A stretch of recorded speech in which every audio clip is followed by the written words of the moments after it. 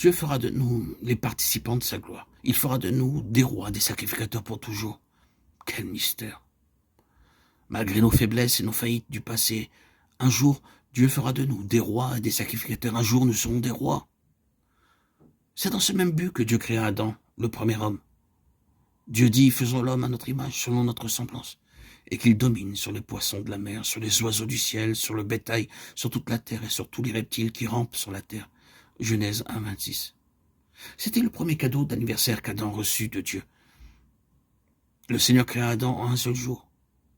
Il fut adulte dès sa naissance et reçut aussitôt un don, un cadeau.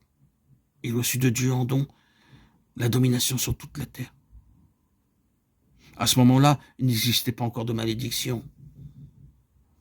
Il n'y avait encore ni épine, ni ronces, ni souffrance, ni mort, ni peine, ni douleur sur cette terre merveilleuse. Dieu avait établi Adam comme son roi afin de lui démontrer son amour. Dieu lui dit, mon cher fils Adam, je t'aime tant que je vais te donner maintenant ton cadeau d'anniversaire. Je te fais roi sur la terre tout entière. Roi sur les animaux, sur les oiseaux, sur les poissons. Adam a été un roi d'un genre unique.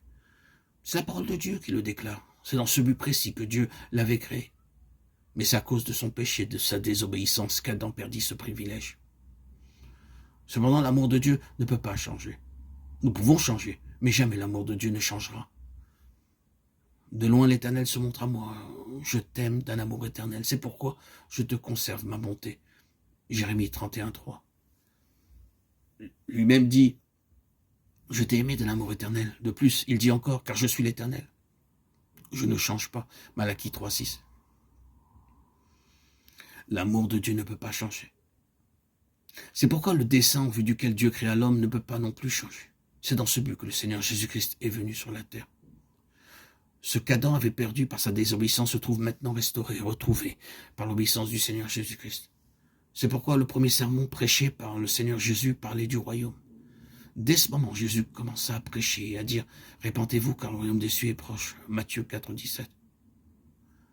Pourquoi donc le Seigneur a-t-il dit cela?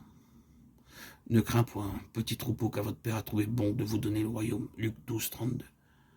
Il n'a pas dit jetez un regard sur ce royaume et partez, mais il dit en fait très clairement, selon la version anglaise, ne crains point petit troupeau, car c'est le bon plaisir de votre Père de vous donner le royaume. Ce qu'il donne, ce qu'il offre, c'est pour toujours, pour l'éternité. Il nous offre et nous donne la vie éternelle, ainsi qu'une sagesse éternelle, une gloire éternelle, une beauté éternelle, un amour éternel, une sainteté éternelle, un héritage éternel, un royaume éternel pour l'éternité entière.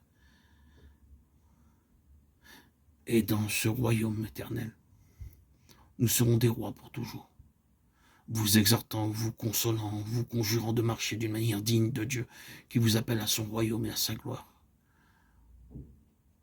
1 Thessaloniciens 2, 12.